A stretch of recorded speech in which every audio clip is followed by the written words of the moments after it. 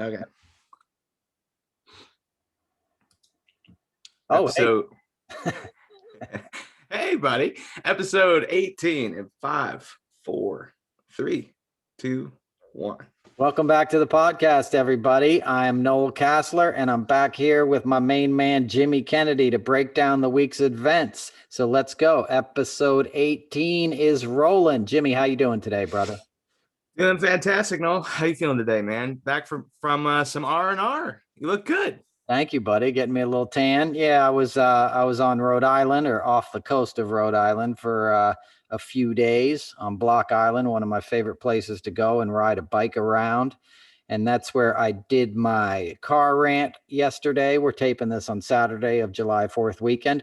And coming home, 95 was all shut down because a couple of militiamen left Rhode Island themselves last night and got stopped by some Massachusetts state troopers. And they said that they don't comply with the laws of this nation because they were dressed in paramilitary gear and they were carrying long rifles, and they fled into the woods. And apparently all 8 of them have now been apprehended safe and sound, which they were careful to point out. And I'm glad there was no bloodshed. But it's funny how a bunch of guys in military uniforms, with assault rifles can be taken safely. They'll go to any length. But 95 was shut down for most of today. But I'm home safe and ready to get into it, man. Yeah, plenty going on. Trump, his business has been charged. Him personally, though, he's still out and about as a free man. So he's having a rally tonight in Sarasota, Florida. While Florida is still digging themselves out of the horrible tragedy in Surfside that happened last week. And Trump himself is no stranger to shoddy construction. They don't have sprinklers in Trump Tower. The thing is it's 38 floors. He lied and said it's like 48 floors. Like just made up an extra 10 floors or something, or 65, whatever it is. He made it 10 floors higher than it actually is in reality. But whatever, it's a tall ass building. It's not the kind of building you want to be in if a fire starts, and one of his tenants had a fire in his apartment a few years ago and the guy died, So having, a high rise without a sprinkler system in Manhattan is about the most terrifying thing I can think of. So he's no stranger to shoddy construction. So it's no surprise he's not paying any respects to the victims down there, and he's going ahead with his rally. Though his people did mention that they will be collecting donations for the victims of Surfside. Now, to any of my listeners that might be partial to donating their money to Donald Trump, let me just remind you, he's legally barred from having a charity in the state of New York, as are his adult children. So if you want to send money to the victims of that tragedy, please don't pass it through Donald Trump's coffers, because I promise you it will not meet its destination.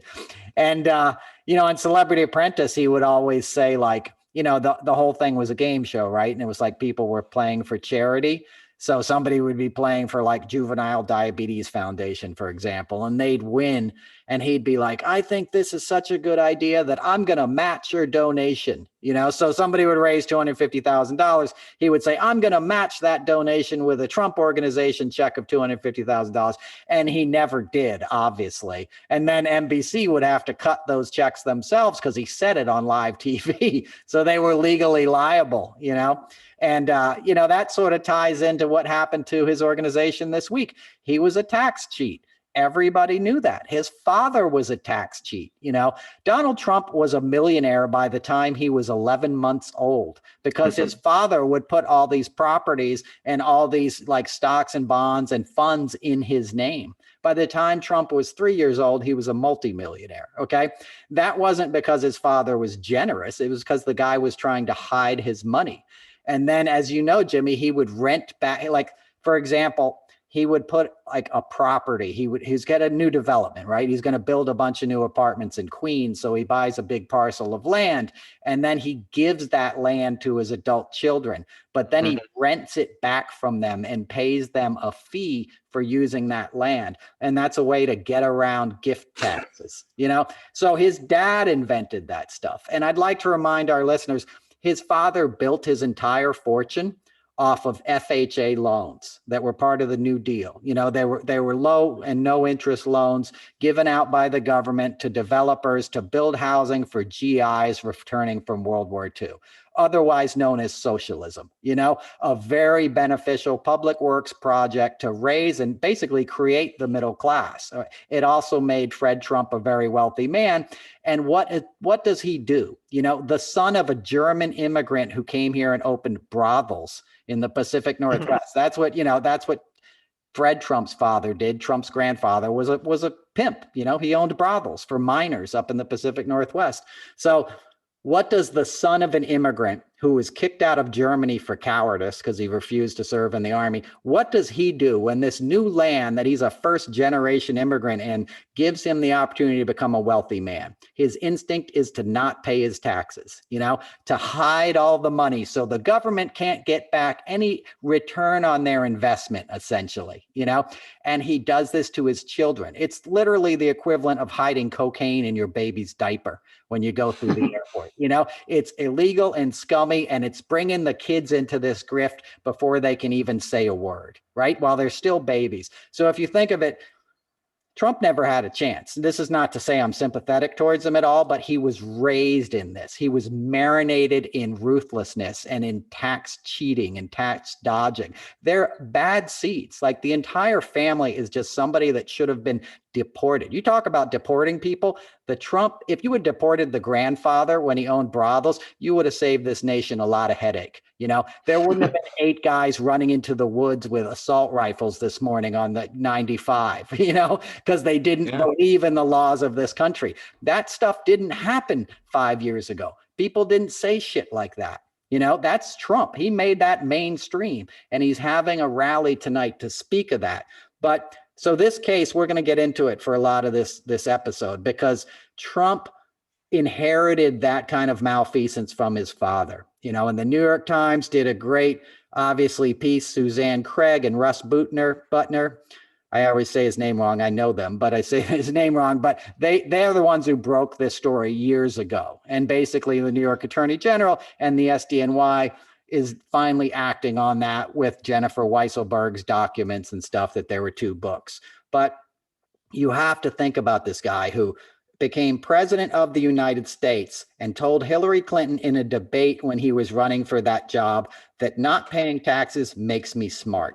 Right? That was because everyone in New York knew he didn't pay his taxes. The hot dog vendor on 57th Street knew Trump was a tax.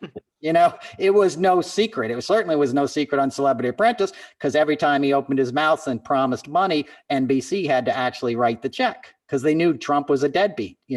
He's the guy who cashed the 26-cent check that Spy Magazine set him up on. You know about that, right, Jimmy? One of 2 people to do it. The other guy was like an Iranian arms dealer. Exactly. I believe he was a Saudi arms dealer, which is even dummier.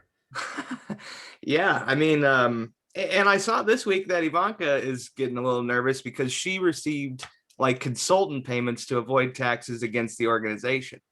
So it's been passed down to the next generation of trying to grift. Of course it is. $750,000, a consultant fee. And she's an employee of the organization. Right. Nobody double dips like Ivanka. She was doing it on The Apprentice. I guarantee you got to look at her tax returns.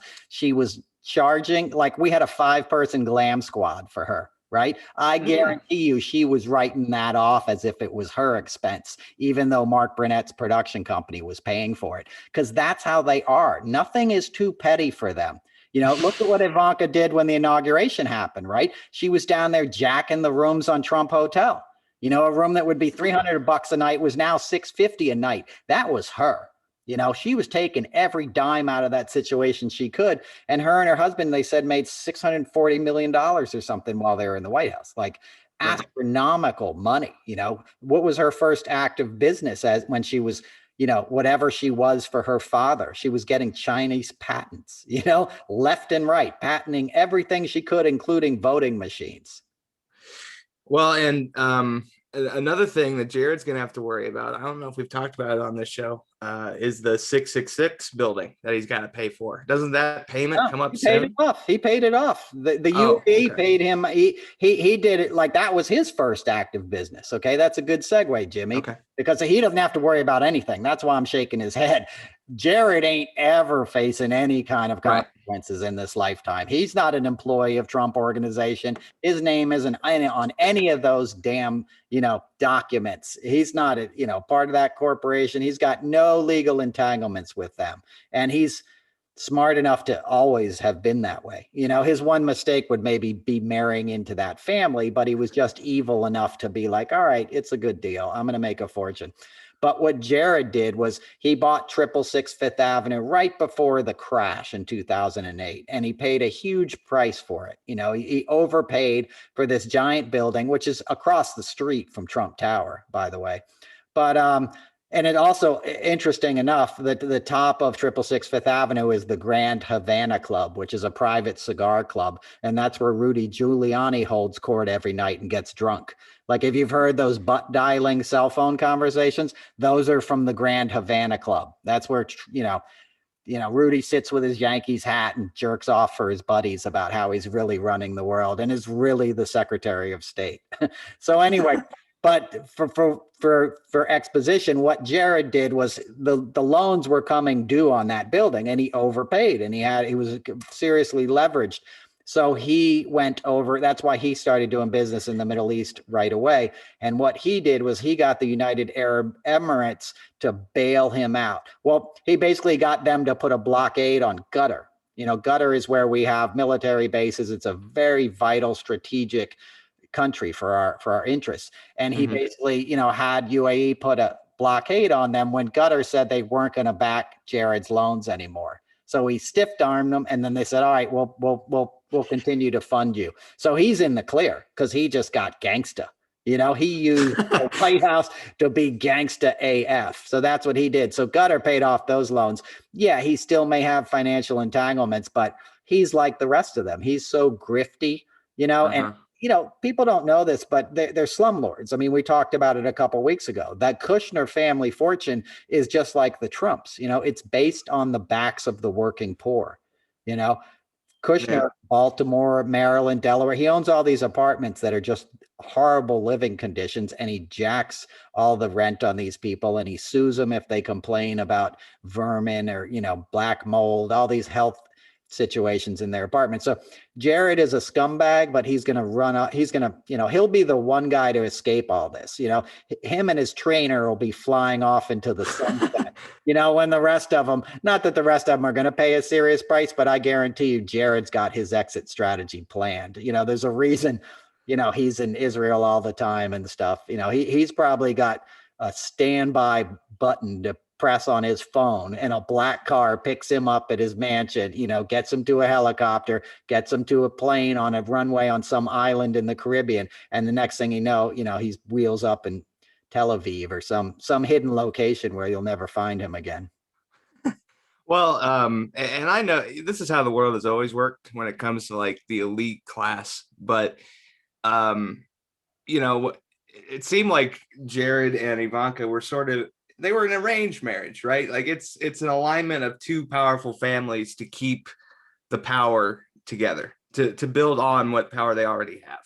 Absolutely. And when I first met them, they were just dating, and then they broke up. Okay. That when I was Ivanka's handler and first started working on Celebrity Apprentice, they were just dating. And Jared was a good looking dude. He had dimples. He was a good looking kind of guy. He looks horrible now because of all the Botox and the soul rotting stuff he's been up to. But he used to be a decent looking guy. He was dating Ivanka. They broke up because Jared was like, Trump would call him the Jew. He'd be like, is the Jew here yet? So Jared's like, I don't need this, like even though Jared's father was a criminal, Charles Kushner and stuff.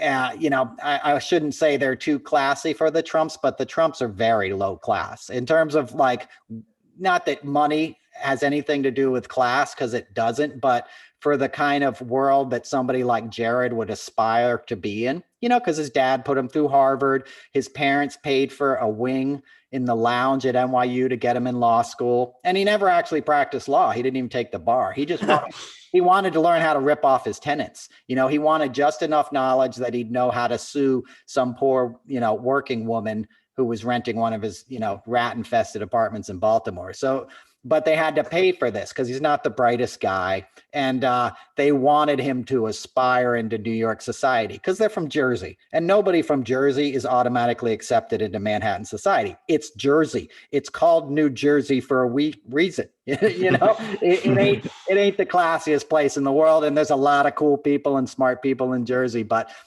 Jersey, you know what I'm talking about. And I love Jersey. Now we're going to get hate mail from Jersey, but that's all right. But, you know, my point in that is his family was trying to get Jared to be the princeling of Manhattan. And when Jared started dating Ivanka, he realized, like, this is horrible. You know, this guy's a drug addict. He's grabbing every woman who walks into the room. Like, he's clearly a criminal. They're clearly all criminals. Jared's like, I'm out of here. Right. And then Wendy Dang Murdoch, who was married to Rupert Murdoch and the rumored girlfriend of Vladimir Putin, says, no, Vanki, you know, you guys are getting back together. And she took Ivanka out on a cruise in the Aegean or somewhere off of Turkey on her yacht for a couple of weeks. It talked her into marrying Jared. And then the next time I saw them, it was like 2010 or whatever, they were married, you know, and their marriage was in the society papers. And I got friends that were there. Ivanka passed out at her wedding and had to be carried out. She fell down and hit her head. Like, she doesn't drink anymore, but she's somebody who shouldn't drink, if you can read between the lines in that. Like, addiction and alcoholism runs through that family. Another friend of mine took Eric to rehab in Hawaii. And Trump wouldn't even pay for his own son. Like, somebody else paid for it. Tom Arnold can tell you about this. But they're all addicts and drug addicts, and just it's not a healthy situation, you know. But so Jared, it was arranged, you know. Wendy Dang Murdoch was like, no, you guys are going to rule the world. You need to get in on this. And they got married, you know, and of course it's an arranged marriage. Neither of them would naturally be attracted to each other, if you know what I'm saying. And there's nothing wrong with that. It just wouldn't be either one's first choice. But when you want to rule the world, it's a great place to hide out. You know, Ivanka quits drinking, becomes an Orthodox Jewish woman. You know, Jared gets married and has a bunch of kids and gets to hang out with his trainer on the side, you know, like and gets to make a lot of money and gets access to all of our nation's secrets. So he gets to do things like get Qatar to say, nope, okay, we will back your loans, you know, because UAE is going to give a naval blockade unless we do. Well, and that's where the real corruption comes in, because when he's a diplomat, he can use the diplomacy to leverage stuff financially for himself. Like, that's the whole thing. How did our government not say this is a red flag? Like, this needs to DQ this family. And Jared's not even attached. He's doing this on his own accord, you know? I know. Well, that's why the first trip was to Saudi Arabia. That was Trump's first trip, and Jared was right there next to him, you know, and they gave him an orb, Trump an orb to play with, and he did a sword dance and stuff, and they got to do whatever, you know, they wanted, you know, because the other thing is, like, you know, Trump is so easily corruptible. He's so stupid and so entangled with so many nefarious things that anybody who wants a piece of Trump can buy a piece of Trump, you know, for a small price. And you say, like, how did our government let this happen? You know, there really was no government. You know, once Trump took over, all the guys at the National Security Council, they left. You know, all the career people that would have been these fail stops against this either left or were fired. You know, and they couldn't believe this new breed that was coming in. And that's why they brought in Mike Flynn and all these corrupt guys, you know, that sort of like make sure nobody could be held accountable for what they were about to do. And what they're about to do was basically rape and pillage our government for 4 years. You know, people forget your Scott Pruitts. You know, they forget Ryan Zinke. They forget the first round of grifters that these guys brought in that were like nothing we'd ever seen before. Ryan Zinke rode to his first day on the job on Independence Avenue at the Department of Interior on a horse, bro. Rode a horse up to the building and had them raise his own flag that he had made up himself. like he was the fucking king of England. He was doing cosplay, as a cabinet member, and then he had to leave because he had so much scandal. He made his college roommate in charge of rebuilding the electrical grid in Puerto Rico after Hurricane Maria. Right. Whitefish Electric, Whitefish, Montana, they had 12 employees, for an island of millions of people that was devastated. And people died because of that. It's 90 degrees there. It was September. People died, and Trump loved it because he hates Puerto Ricans more than anybody else. He's easily the most racist person I've ever met, but he's old school New York in that, like West Side Story, like he thinks he's a jet or something.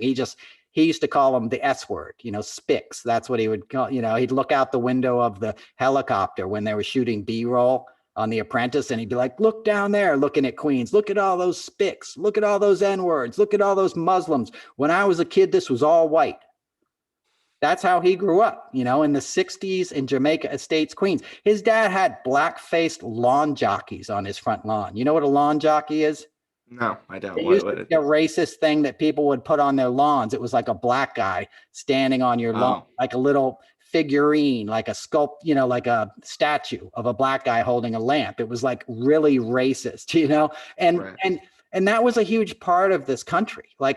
And that's what Trump brought back. That's what Make America Great Again means.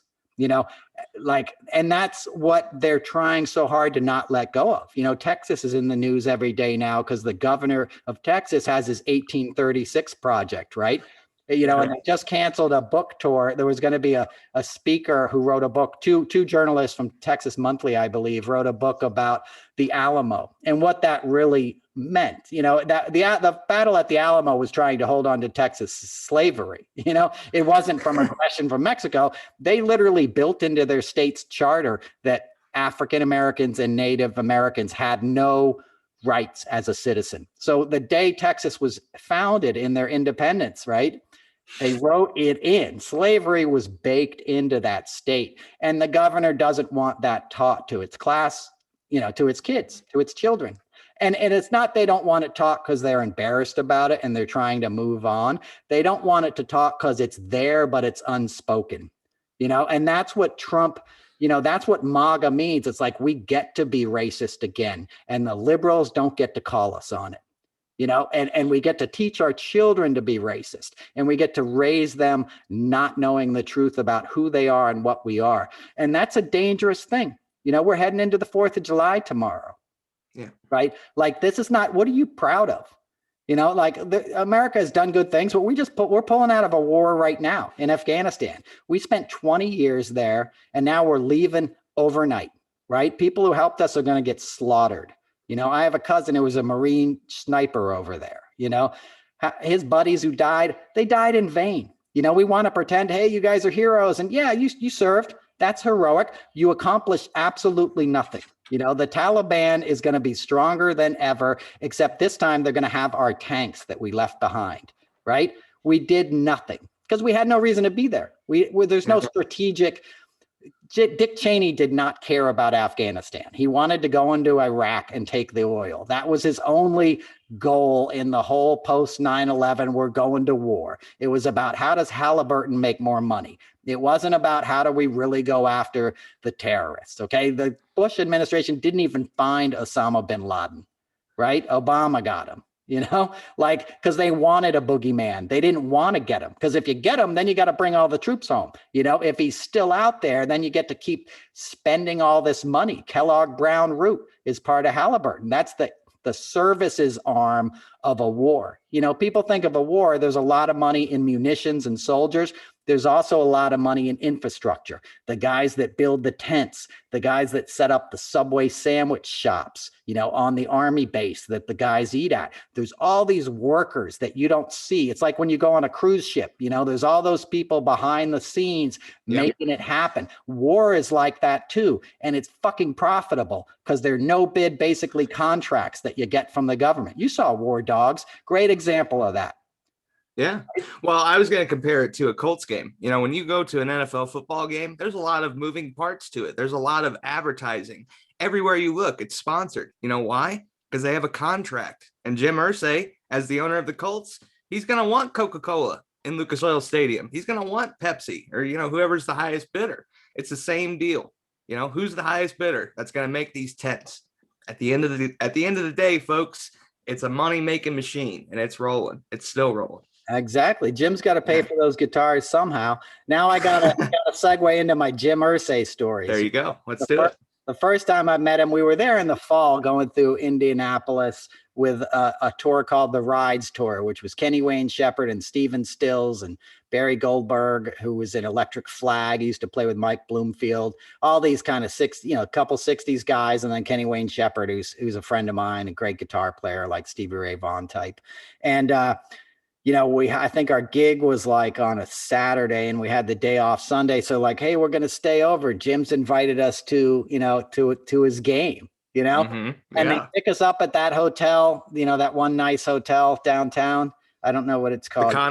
The Conrad, right? Sweet hotel. We walk out of the Conrad, hop in this van. Next thing I know, we're whisked down into the basement of Lucas Oil Stadium. And I've done Super Bowls. So I've been backstage at NFL games, but this was a whole nother level. They dropped us off right in front of this elevator. We get in the elevator. I swear to God, the elevator opens and we're like in Irsay's suite, I've been there. It's nice. It's nice. Yeah. He owns the team. You get a damn nice suite, So we're sitting in there kicking it, eating lobster rolls and all that. And Jim's a cool guy. He's a character, So a couple of years later, I was back there with Stills and Irsay came to the gig and he had just gotten like his upteenth DWI or something like that, Right. And I shouldn't tell this story on the pod, but I guess I will. So Stills is like, hey, you talk to his wife for a minute. I got to talk to Jim. He's been acting up. I got to kind of give him a good talking to. And I'm just like, man, if Steven Stills is the guy who's talking to you about your sobriety, you're screwing up, but they're old friends and you won't get that joke, Jimmy, but some of our listeners will. But they'll know what I'm talking about. If the guys from Woodstock are telling you that you need to chill out, but Jim's a cool guy. So a couple years later from this, I collect guitars myself. And I was at Les Paul, the inventor of the Les Paul and the great musician. They were auctioning off a lot of his gear. And Jim Irsay is a big collector. He has Jerry Garcia's guitar, like the Rosebud, a really famous Jerry Garcia guitar. It hangs in his office there in Indianapolis. Awesome. And I'm sitting in this auction and it's a snowstorm and all this. And the guy in front of me is Irsay's bidder, the buyer, like the guy that Irsay sends to buy this guitar. And he stops bidding. It goes up to like $275,000. And I remember I leaned in. I'm like, it's a deal to 285. And 285 and he gets it. Black Beauty, the first Les Paul. That Les Paul invented and made. So anyway, that's a segue for our listeners that they're probably gonna be like, what is he talking about? But rock and roll, baby. And like you said, advertising, infrastructure, contracts. How do we make a buck? That's what this country is based on. Last night we saw, I don't know if you saw it, but like the Gulf of Mexico caught on fire. There was an oil spill. You should look it up after the show. They're drilling in the floor, the ocean floor in the Gulf of Mexico. And there was a break in the pipeline and a fire started and it bubbles up in the water. It'll blow your mind when you see it. It looks like an action movie, but it's real. Like a mile around, just fire. The ocean is on fire. Right. It's time to stop using fossil fuels. We just learned the other day that Exxon really fought climate change at every chance they could. Just like cigarette companies pretended like cigarettes don't give you cancer. Oil companies know that they're destroying the planet, right? They know that we're dying, but people don't want to let go of their way of life. They want the pickup truck. They want the big muffler. I hate the fact that I have to get in a car. It was nice to go to the beach for a week, but the reason I went where I went is because I leave the car in the mainland and I ride a bicycle when I'm there. And in this country, we got to start thinking about alternative transportation. It's not your God-given right to ride around in a fuel guzzling vehicle. And if you think it is, get used to the hot weather. And if you don't like immigration, just wait till entire countries become uninhabitable. Just wait till you can no longer live in Central America. You think you got an immigration problem in Texas now? Wait till Texans are trying to get to Colorado. It was 118 degrees in Vancouver last week. Vancouver, bro. You know, I that's was gonna say that Vancouver. it set the hottest record 2 days in a row. The hottest days it's ever been in Canada happened on consecutive days this week. Okay. That should be so alarming that everybody in the world should be like, time out. We got to stop this insanity because we're going to die. People don't get it. They think it's a theory. You're not going to be able to live in a place like Phoenix, one of the largest cities in America now, right? The electrical grid goes down somewhere like that. It's 118. People will die that'll make Katrina look like, child's play. You're talking tens of thousands of people dying. You're talking about mass disaster, and we're looking down the barrel of it. You're older than me, Jimmy. You're going to see this stuff in your lifetime. This is going to become the most pressing issue in your lifetime, and you can't talk people out of this stuff. They think, no, I got a pickup truck. I got a car. Fuck that. Cheap gas. That's what we're here for, Here's my problem, man. And it's Democrats do this too, because we're all about the quick buck. We're all about the short-term strategy in America. We don't think 30, 40 years ahead. President Carter was the first one to say, look, we need to start moving away from fossil fuels. And at this point, man, the natural disasters that are being caused by these things are costing more than just converting to renewable energy. There's more jobs in renewable energy now than there are in fossil fuels. I'm sorry that the pipeline didn't work out. I'm sorry that our land doesn't have to be torn up now so that you can have your energy source delivered to you and you can have your Ford F-150, your AR-15. So you go down to City Hall and try to kidnap the governor like we saw in Michigan last year. It's all part of this perpetual system that's being fueled by capitalism too, man. We need an excess of resources in order to keep this system going. And that's all it is. It's a system, and we can change it if we choose to, but we're not doing it because no one's educated or aware of it. You have to become aware of who's manipulating the system. You just mentioned Jimmy Carter. I've met Jimmy Carter several times. He's the coolest guy ever. He was a great president in my mind, but they changed the narrative on them. And who was a big part of that? Your buddies, the Koch brothers. Okay. Yeah. That happened at the same time the Koch brothers got real interested in politics. Their dad was always a libertarian, but Charles and David got real into politics because they own oil pipelines around the time of Carter and solar energy and all this stuff that threatened their bottom line. And what happened with the wave of sort of conservative politics that came in with Reagan? What did people hear for 20, 30 years? Carter was like weak. He presided over malaise in this country. He was a libtard. They demonized any sort of progressive thought. It happened then for a reason, because the oil companies didn't want a guy like Carter becoming president. Same way they fought like hell to keep Al Gore from becoming president. Al Gore was the guy who was elected president, right? But they unfortunately had bought a Supreme Court already. And the Supreme Court was like, no, just give it to Bush, right? And then what happened under Bush's presidency? As we just said, you got a war for oil. You got a vice president who ran an oil services company, okay?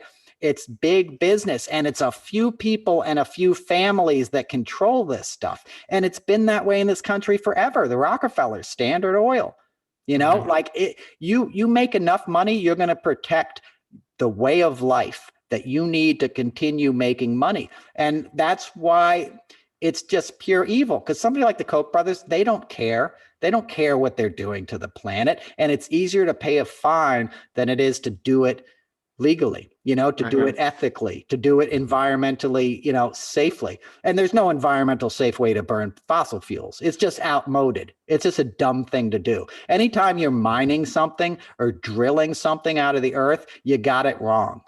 It's like technology that makes a lot of noise. I'm always like, that should have never left the shop. If it's that loud, like when I hear a lawnmower or a really loud engine, I'm like, that's not done. If it's that disturbing to any sentient being, if it scares babies and birds, go back to the drawing board, right? There's a reason all of our fantasies about like aliens and stuff, it's all quiet, right? There's the ships, their spacecraft. It doesn't make any noise. That's what we think of as technology. Like look at computers. I'm talking to you on a laptop right now. 30 years ago, it would have been a huge computer. A big, CPU would have been here with fans in the back and all kinds of noise. We have to think of our world the same way. We can't have like brutality become the defining characteristic of American life. And it is in so many ways.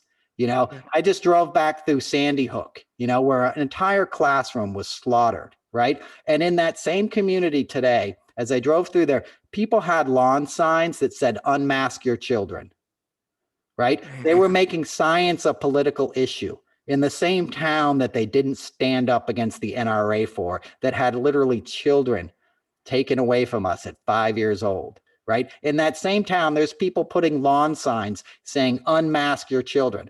If you didn't have vaccines, your children would have polio or measles or something, and now you think it's a political thing to prevent them from getting COVID, but it's that brutality I'm talking about. That's what Trump brought in. It's like all the ignorant masses are now aligned.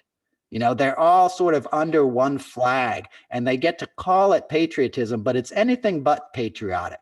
It's scared, and it's small-minded, and it's ignorant, and it's repugnant, and it's a threat not just to democracy, it's a threat to humanity. If you're denying climate science, that's a threat, and we have to fight it back. It's not climate change. It's called global warming, right? Climate change was invented by oil companies. They didn't like the term global warming because it was too scary. So they said, let's call it climate change. It's more palatable for people. Those are from focus groups that are paid for by the people that are doing it. And we accepted it. As Democrats, we're like, yeah, it's climate change. No, it's global fucking warming.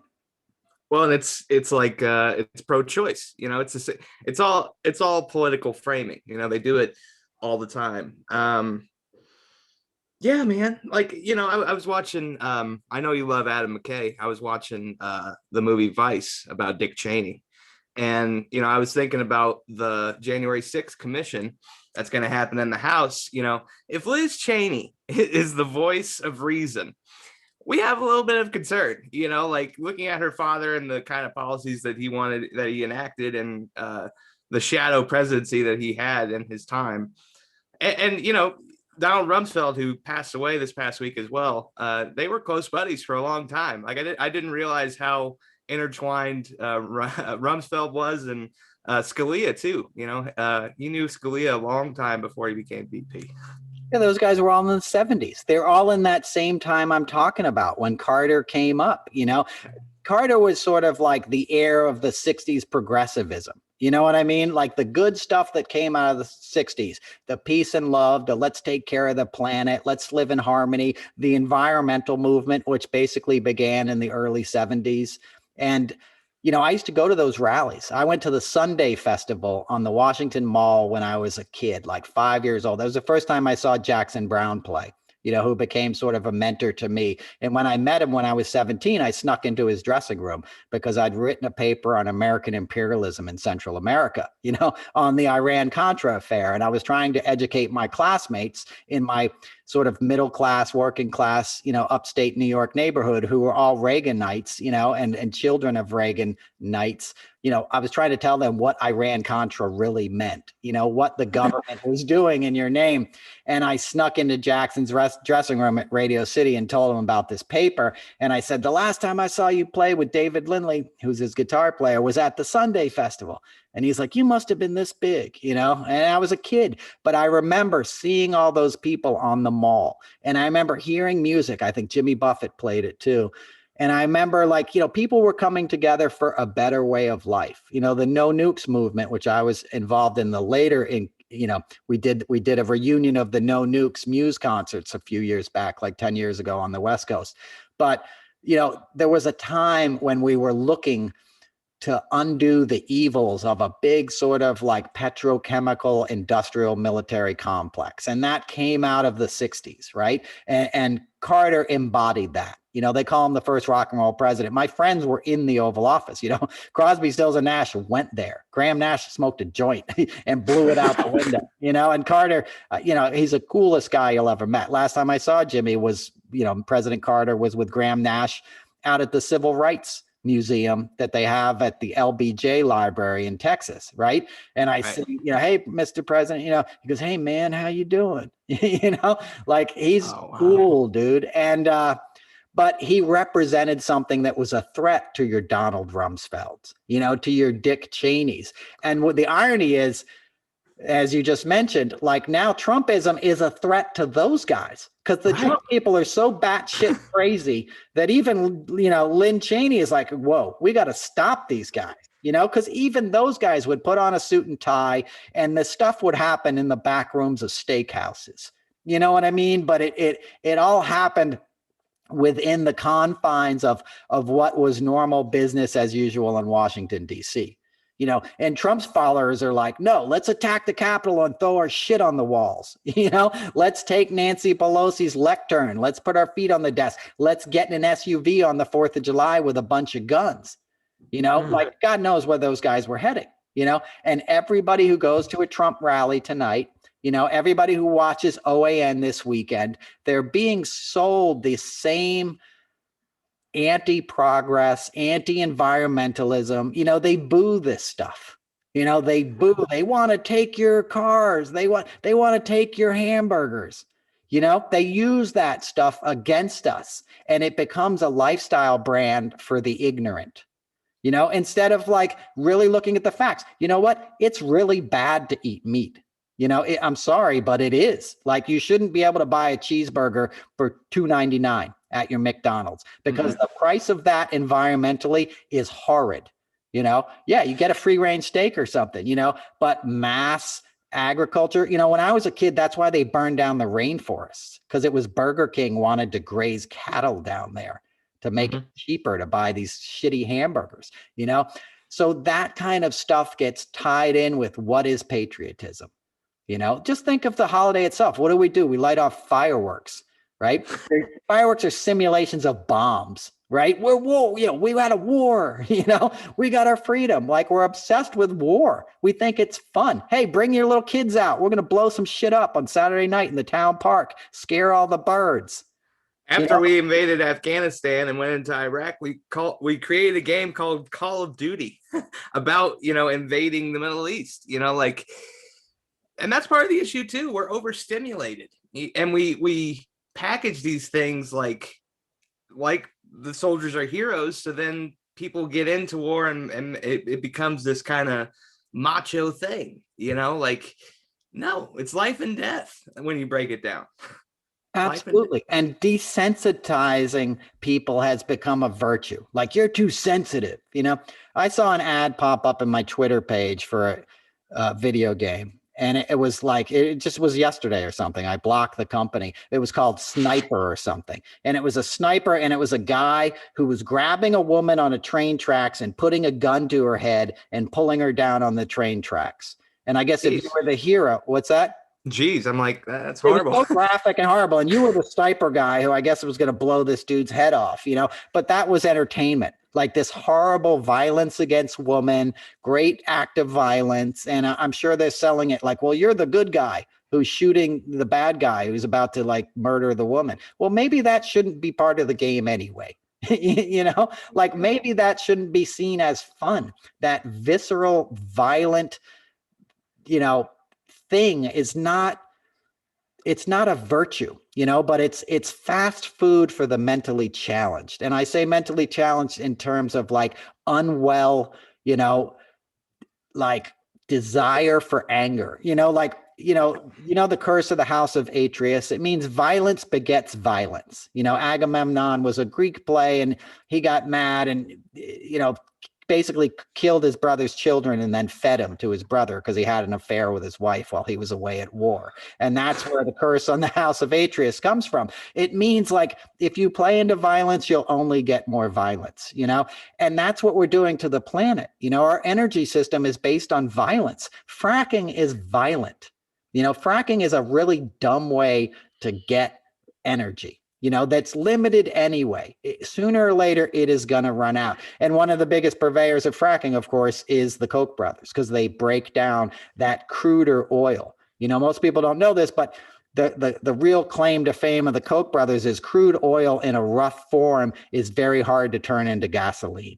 Like the oil deposits they have in Russia, for example, are a very rough kind of crude oil, and you have to break it. You have to crack it. It's called cracking it. And that's what the Koch brothers' father figured out how to do. He was able to refine really rough, like kind of shitty grade oil, for lack of a better term. And that's why he made his fortune in Russia in the beginning, and then came to the US. So they're already bottom feeders in a way, and those kind of people have been controlling the narrative. And they've pushed out your Dick Cheneys. They've pushed out your Donald Rumsfeld, who were horrible people. Like Donald Rumsfeld was a horrible, horrible human being. There's 1 million Iraqis dead because of that guy, and he was a smug, arrogant tool, But what we're facing now is even more dangerous than that. It's even more dangerous, and it's scary to see it. As I said, I was away on vacation this week, and I was doing my car rant yesterday, and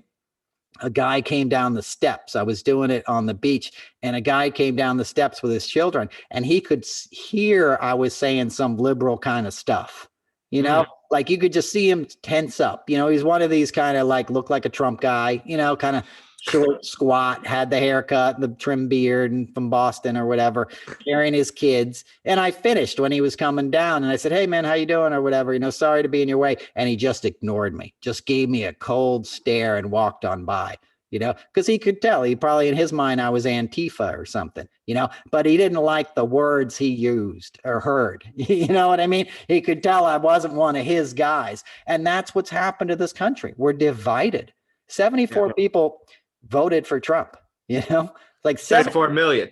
74 million. I just said 74. It should have been 74. It should have been like 74 people who were asleep for 4 years, woke up out of a stupor and said, "Oh, yeah." But 74 million were like, "I want some more of that." Yeah. The guy who didn't pay his taxes, the guy who let 600,000 people die, the guy who's been trying to bang his daughter for 30 years. Give me some more of that. Well, and one thing that I want to instill in the younger folks that listen to this, because I'm only 26 years old, and I was kind of lost after I graduated college. When you leave school and you have to go into the real world and get a real job, it changes things, and I think a lot of people my age kind of have a sense of that they don't belong to different things. And what I would emphasize is, like, again, what I said last week, but I'll say it again. Learn from as many people as you can. Try to gain as many experiences as you can. And learning is a lifelong thing. Like, it doesn't end when you get your diploma in high school and college. You have to constantly be aware so that you can understand the effects of a Halliburton, and the profit of war, the underneath stuff that happens. When the first time I talked to you, Trump had just left the Kurds to be slaughtered. Imagine what's going to happen now with the U.S. forces finally leaving Afghanistan. Yeah, well, we're leaving people to die, just like we did in Vietnam. And even after Vietnam, we brought some of the refugees here. You're too young to remember. They called them boat people, and a lot of them resettled in Houston area and all over the country, some in New England, and they made this place a better place. I love Vietnamese food. It's my favorite cuisine, They came here and they worked hard, and they, sort of became part of the wonderful tapestry that is American life, and the Afghan people should be afforded the same thing. We should be running shuttles 24/7, getting as many of them here as we can, but we're not. We're going to turn our backs on them, and we're going to let them go. The airport is already fallen. Most of the bases are fallen. The police and the security forces that we had worked alongside with and helped prop up for 20 years are going to get slaughtered. They're all surrendering, in hopes of mercy, for the Taliban. And the Taliban were awful. Like, you probably don't remember, but the Taliban before 9/11 were a very scary thing. They were blowing up these ancient Buddhist sculptures. They're really, very scary, corrupt, angry, co-opted their religion, because Islam is a peaceful religion at its heart. It's been co-opted by, angry men that are using it to hold on to power and be like little warlords, So it's a horrible loss for the world too, because whatever has survived in the last 20 years culturally of Afghanistan, which is one of the oldest civilizations on this planet, is probably going to be lost forever. And those are treasures, those are our shared history. And we were never going to win that war. The Russians didn't win that war. You can't win a guerrilla war. We didn't win in Vietnam. You can't win against people that have nowhere else to go. They're going to keep fighting you until you give up. That's what we always do. We haven't fought a just war in this country since World War II. Korea, we had to be there. North Korea's bad scene. You could make a case that, all right, and that ended with a ceasefire. We didn't win that war. That's what the 36 parallel, whatever it's called, is. But from Vietnam on, we haven't won a war. Yeah, we destroyed Iraq, and then Trump gave it all back. It was just like, we're idiots. We should have taken the oil. Like, yeah. Well, and the horrible thing too about it is, we're 20 years into this Middle Eastern warfare that's been going on, but when you look at the United States now, we're the ones that are radicalized. The same thing that happened to the Middle East and kind of got this war brewing is what's happening here. Like, how many of those people on January 6th do you think were veterans? A lot of them, bro. Yeah. A lot of them. And it also fed into like the post 9/11, like toxic masculinity. I've discussed that before on this show, but all the propaganda of like, that horrible Clint Eastwood film about the sniper and stuff, he's a sheepdog protecting people. Like, no, dude. But that became, and I got friends who served over there with distinction. A buddy of mine, Josh Heisel, who opened up for Neil Young and for CSN on that same tour I told you about for Stephen Stills, was like one of the main Marine dudes in like Fallujah. Like he was in one of the longest battles that the Marines had and like saw it all and told me some horror stories, and came home and realized it was BS. He was fighting a rich man's war. They send basically poor kids over there to fight and die, and minorities and stuff. And then back in this country, you don't even have rights. Imagine serving in Afghanistan and being a Texan. Being a young African-American veteran that served in that war. And now you're living in Texas and they're trying to make sure you can't vote and your kids can't vote. And you had a openly racist president for the last 4 years. And when he lost an election fair and square, he told his racist followers to attack the Capitol. That's not what you were fighting for. That's not what you were taught to pledge an allegiance for. That's not what you were celebrating on the 4th of July, but that's what's happening, and more people are getting hip to it. The good news is, obviously I'm pessimistic a lot, but it is so extreme that it's not subtle. So if you're in with Trump now, you're an idiot. That's pretty widely accepted. Like, you're a fucking moron if you still have a Trump flag on your yard. You're just like, I'm a terrorist. I'm homegrown Taliban. I got a beard and I got a truck and I'm going to make some noise for the next few years. But sooner or later, you're going to die out because you're too stupid to keep going. You know what I mean? Because the guy that you're worshiping is a con man and he's going to bleed you dry. Okay. And in a couple of cycles of generational sort of activity and turnover, there's not going to be anywhere for you to go. You know what I mean? And you're going to snap and break. Well, and complicity is just as bad. We have to all be involved, be aware. That's how Mussolini came to power. There was one half that was like, this guy is an authoritarian. The other half was like, no, he'll adjust. We'll put him in power and he'll adjust. These guys don't adjust. They go with what they want in the end. They don't care about the rules, folks. They do not care. Look, exactly. And you have a right to protect the air you breathe and the country you live in, and it's like I say, these giant pickup trucks, I saw one on Block Island. A guy went into the liquor store and left his pickup truck running for like half an hour. He never came out of the store. His muffler was big enough that a basketball would have been needed to block it up. Right. And it's diesel fuel and it's just like chugga, chugga, chugga, for a half an hour. Right. And it's poisoning everybody who's sitting across the street eating at a cafe. It's on this idyllic little island that you have to ship fuel to because it's a fucking island. What I mean? Like, so it's using a resource and nobody says anything. And I'm like irate. I'm sitting there like, how do people not even notice this? How have we become accepting of this ignorance and acting like it's a personal virtue and I can't say anything to that person? Live and let live is good for a reason and up to a point, but it's no longer live and let live. When the Gulf of Mexico is catching on fire, because some idiot doesn't want to turn off his pickup truck for 10 minutes, or wants to get a car that's jacked up 14 feet in the air, cutting your fuel mileage in half, by the way, because rolling a vehicle down the highway that tall creates wind, that makes it harder to uses more fuel to get down the road. It's all ignorant stuff that we've just somehow come to accept in this country. And you might think you're looking the other way or you don't want to get involved. Your children aren't going to have that choice. Your kids are going to live in a completely different world than the one I lived in, Jimmy.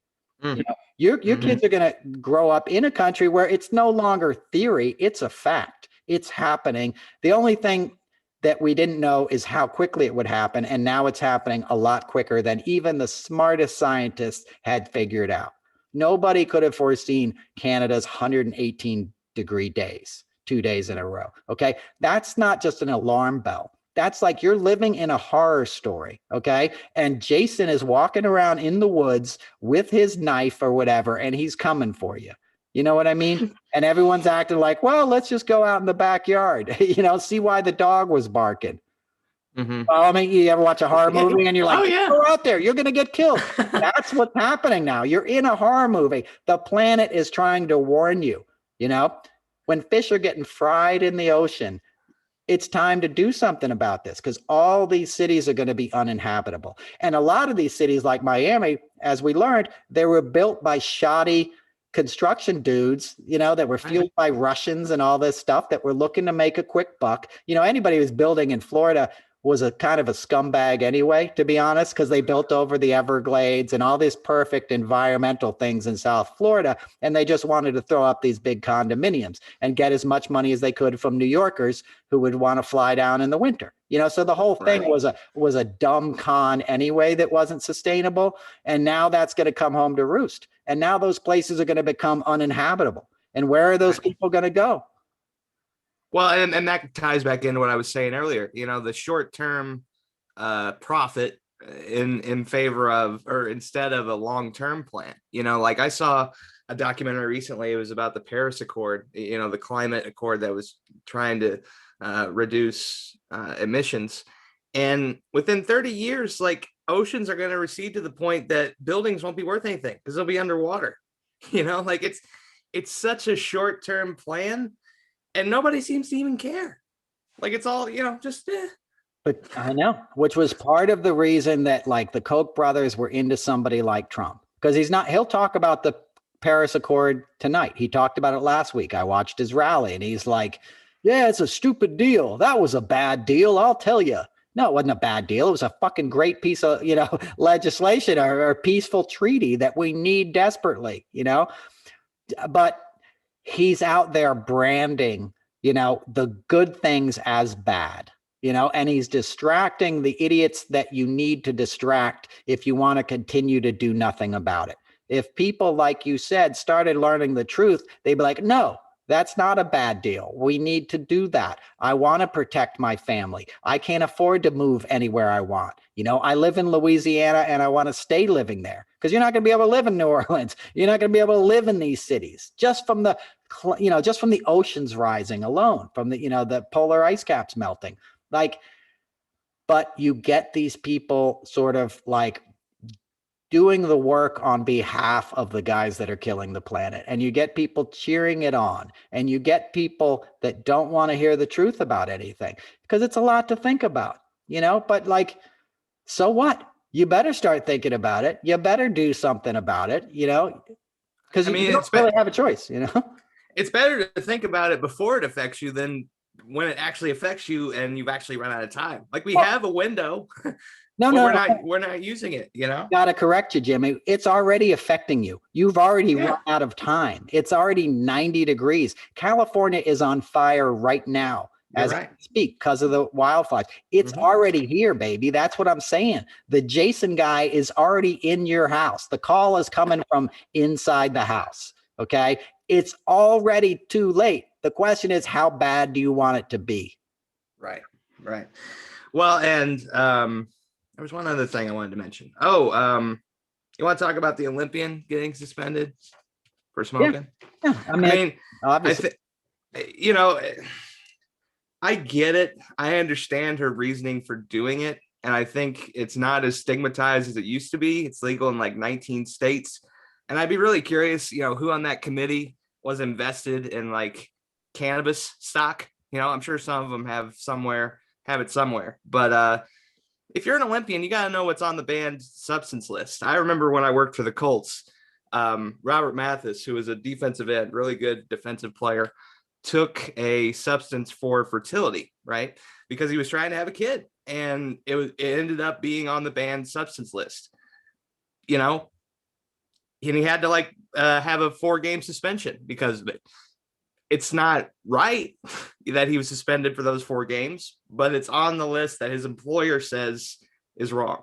So that's kind of my take on that whole situation. Right on. I mean, well, and obviously it doesn't enhance performance. Okay. Marijuana is not going to make you run faster. And Michael Phelps is an open stoner, right? Michael Phelps would brag about all the pot he smoked and he'd get celebrated, but an African American woman gets demonized for the same thing, and she said why she did it, so I think it's outmoded to ban people for something like that, because they wouldn't ban you for taking all kinds of prescription drugs to deal with inflammation and all kinds of things that you get as an athlete. Cannabis should be legal everywhere. It's a dumb thing to have, sort of like still have this stigma. And the anti-marijuana was a racist thing in the beginning. The whole stigma against marijuana was against Mexicans and African Americans in this country, so it's funny that they single out an African American woman and they celebrate a white guy who was like, yeah, I smoke pot, I rip bongs all the time, and he's like the most winningest Olympian ever, so to me it's like stupid, She runs faster stoned than most men, exactly. Sober. So what are we talking about? Right, exactly. Do a bong hit at the starting gate for all I care and make it a fun race, but I think it's got its roots in racism. I think she's a little outspoken and they don't like that, And in terms of the NFL, like, it's completely ridiculous that marijuana is like a banned substance. They'll shoot you up before you go play a Sunday game. You know what I mean? They'll shoot Dilaudid in your ass to go out there and tackle somebody and not notice that, you basically have a broken bone from last Sunday, and you're going to suck it up and go out there and play. But if you smoke a joint afterwards, when you take a bath at the end of the night to relax your body naturally, you're going to get in trouble for that, Well, let me just finish. I know ex-pro athletes who are supremely addicted to painkillers, okay? And it's a lot harder to get off of OxyContin than it is to stop smoking pot, dude. And pot isn't even going to destroy your life like prescription drugs will. You get addicted to painkillers, it's all over. You're lucky if you ever get off of those things. I was going to make the point that, Andrew Luck retired at 29, 2 weeks before the regular season. He had a press conference and was like, I can't take this anymore. I'm mentally broken. The dude was stiff by the time he was 27. I can verify that from an assistant coach that saw Andrew Luck in the locker room. A 29-year-old prime athlete was broken by the time before he was 30. That's the kind of damage the NFL does. And we can't sugarcoat it anymore. I want the league to last, but we got to change the rules and realize we're breaking people in a public forum. Yeah, well, it's gladiators. I mean, that's what it is. We're trying to watch big dudes kill each other on Sunday. We'll get into CTE some other time, but and all they did to cover up all the brain damage. You can't get hit like that and not expect to calcify your brain. Like, you're going to have brain damage, it's brutal. These guys are huge, but that's a bummer. Well, let's wrap it up. Okay. It's the 4th of July. Yeah. You got your Neil Diamond story. Exactly. I used to do the 4th of July all the time with the Boston Pops. It was one of my favorite gigs. It's probably still on TV. It was on CBS, and we'd get like a popular performer, and then they'd play with the Boston Pops, which is a great orchestra out of Boston. And they'd play at the Hatch Band Shell on the St. Charles River, or the Charles River in Boston. It was just a good time, and I would do it every year. And great place to spend the 4th of July. And one year I was doing it with Neil Diamond, who's the best. Neil Diamond, anybody who ever works with Neil Diamond, his oldest crew member, the youngest crew member in terms of seniority, had 28 years. Okay. That's very unheard of. You get a job with Neil Diamond, you ain't leaving that job, and I've worked with him several times, always an incredible experience, always puts $100 bill in my hand at the end of the night, or something, just something to make everybody feel special. Not just me, like anybody. You're around, Wow. you're walking away from that better. Completely generous guy. I'll tell you a couple stories, but one funny story I heard from his crew. And when they go to like tour in Europe, he brings everybody on the Queen Mary. You make it a family vacation. You spend 2 weeks crossing the Atlantic, which I've done with Crosby, Stills, and Nash. It's quite an experience. I'll tell that story another time. But so he takes care of his own. And the best crew story I ever heard was they were doing a show outside of Milwaukee, right? Neil Diamond tour. Mm-hmm. And they had a day off. And when you have days off and you're on a rock tour, often they'll be like, hey, we're all going to ride go-karts tomorrow or something. You know what I mean? Everybody meet in the lobby at 10 a.m. And I was somebody who would like not do that because I kind of wanted my day off, right? But the moral of this story you'll see in a minute. So they had their like, all right, tomorrow's the day off. All the crew members, meet in the lobby at 10 a.m. We're getting a private tour of the Harley Davidson factory, right? So everybody goes down there and they line up, except for two guys. Two crew guys wanted to stay back at the hotel and smoke pot all day. Okay. Speaking of pot, right? So what you do on your day off, that's part of being on the road. You want to relax. So two guys were like, nah, I'm not going on the tour. At the end of the day, when everybody came back, the 30 people on the crew, there was only two guys who didn't get a brand new Harley Davidson. Missed opportunity. He took them on a tour and bought them all a Harley Davidson, dude. Can you right off the factory line? Yeah, dude. Like pick out your bike. They all got a Harley Davidson. Oh my God. They shipped it home to him or something because they still had to be on the road. But he bought his entire crew a Harley Davidson.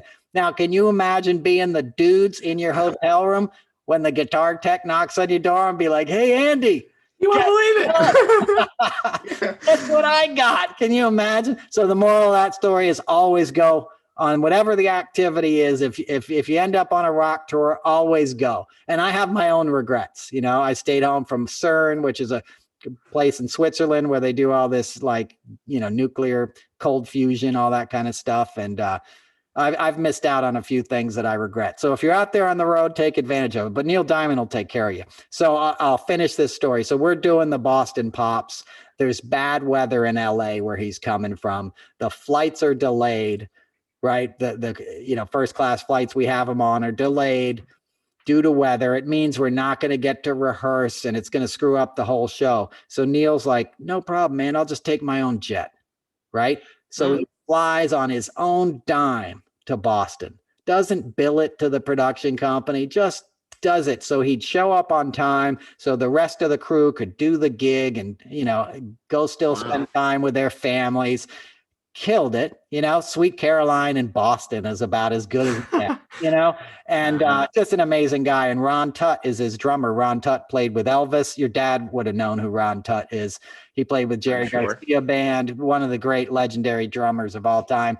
Ron Tutt walks off stage off the Hatch bandshell, and hands me his drumsticks. Wow, do you still got them? Yeah, I play with them all the time. They're out in my barn behind my drum kit, and I often play with them. Ron Tutt's drumsticks, man. The guy played for Elvis. Did you get him to like initial him? That way you'll know? Or no, they say his name on them. Like, good. Custom sticks. Yeah. Okay. I just want to make sure you could like distinguish him. I don't want you to leave him like on the counters. It's funny you say that. I have a whole box full of all the drumsticks that people have given me through the years. Yeah. And I'll often wonder, I'm like, who gave me this one? Because a lot of them are just beat to hell and you don't know who they belong to. But it was somebody cool if it ended up in my studio because I've never purchased a pair of drumsticks. And I probably won't run out of drumsticks. I'm a guitar player, folks, but I like to sit behind the drum kit. Anyway, I think that's about it. You got anything else you want to say, Jimmy? Just be aware, folks. It's time to wake up, and the quicker we wake up, the quicker we can fix it. And we can. We have time. We just got to get on it and be aware. So exactly. It's all about awareness. Awareness is the theme of this podcast. You become aware of something, you can change things. You don't even have to do anything. You just have to become aware of it. And then the right action will appear. So it's not to say don't do anything, but become aware. just become aware of what's around you, and we can change this. We have to change this. The planet's asking us to change it. And certainly the politics need changing. And we're going to do our best to change that on our ends. But for this week, that's enough. Hope you all had a safe and happy 4th of July. This is going to come out on Monday. It's a holiday. Enjoy it. Enjoy your loved ones. And we'll see you next week. Noel Casler Podcast, episode 18 is over.